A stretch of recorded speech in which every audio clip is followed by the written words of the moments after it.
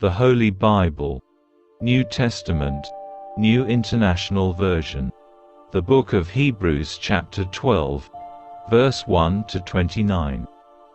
Therefore, since we are surrounded by such a great cloud of witnesses, let us throw off everything that hinders, and the sin that so easily entangles. And let us run with perseverance the race marked out for us, fixing our eyes on Jesus, the pioneer and perfecter of faith. For the joy set before him, he endured the cross, scorning its shame, and sat down at the right hand of the throne of God. Consider him who endured such opposition from sinners, so that you will not grow weary and lose heart.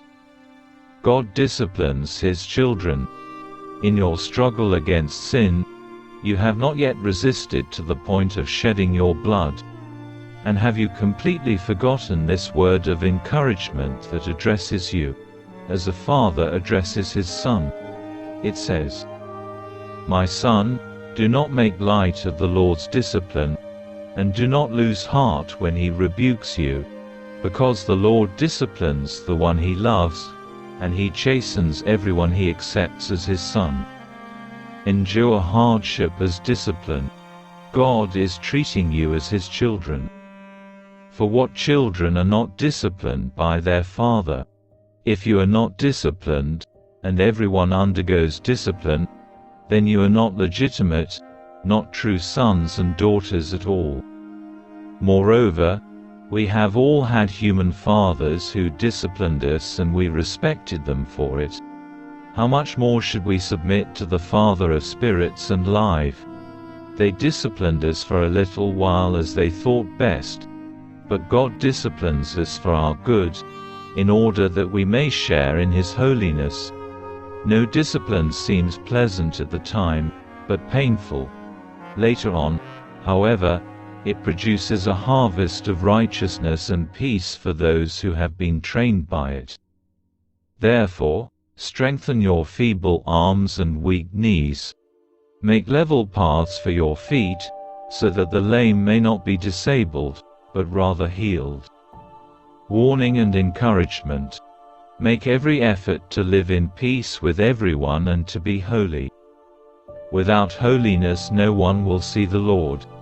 See to it that no one falls short of the grace of God, and that no bitter root grows up to cause trouble and defile many. See that no one is sexually immoral, or is godless like Esau, who for a single meal sold his inheritance rights as the oldest son. Afterward, as you know, when he wanted to inherit this blessing, he was rejected.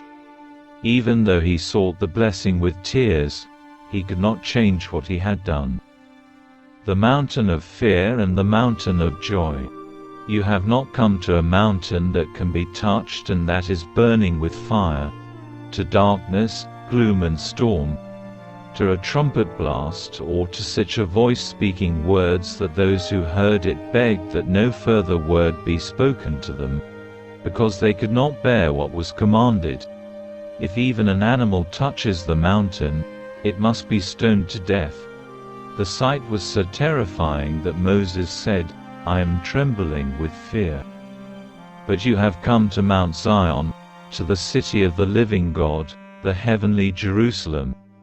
You have come to thousands upon thousands of angels in joyful assembly, to the church of the firstborn, whose names are written in heaven.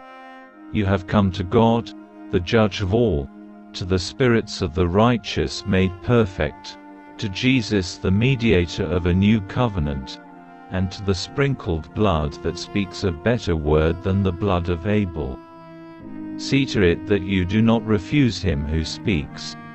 If they did not escape when they refused him who warned them on earth, how much less will we, if we turn away from him who warns us from heaven?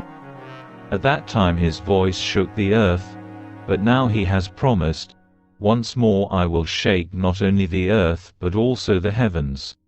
The words "once more" indicate the removing of what can be shaken, that is, created things, so that what cannot be shaken may remain.